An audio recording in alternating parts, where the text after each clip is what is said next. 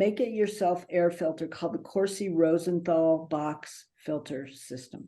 Now, this is, there's a million YouTubes on how to make this. It looks really nice and easy and cheap. And there is the original idea of the Corsi Rosenthal Box filter was that it would stop the spread of SARS-CoV-2 in schools. So it was a big project, getting kids to make these filters.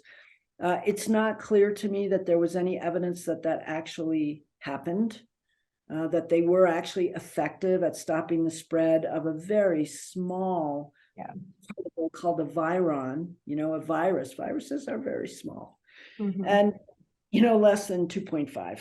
And so I think the problem with the Corsi Rosenthal Box filters is that the level of particulate and the type of particulate that we're trying to filter out, which are gases and dioxins, I have not seen any evidence that the Corsi Rosenthal Box filter actually is effective at filtering those out. So if you see a box filter YouTube, it looks great. You just buy these MERV filters that we've been talking about. You tape them together with duct tape, and you put a box fan in the middle.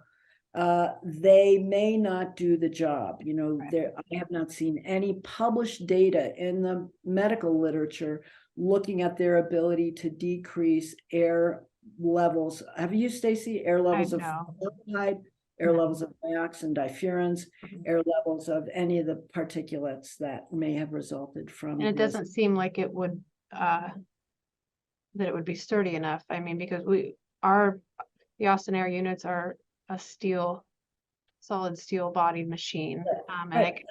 So it doesn't have the cracking.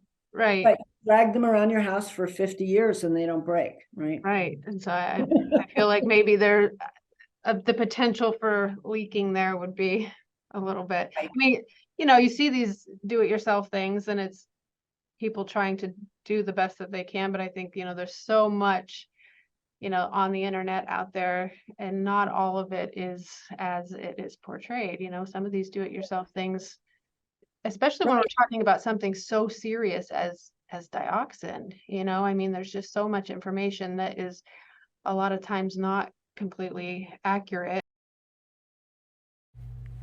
Watch the full-length video by clicking the link in the description or visit austinontheair.com.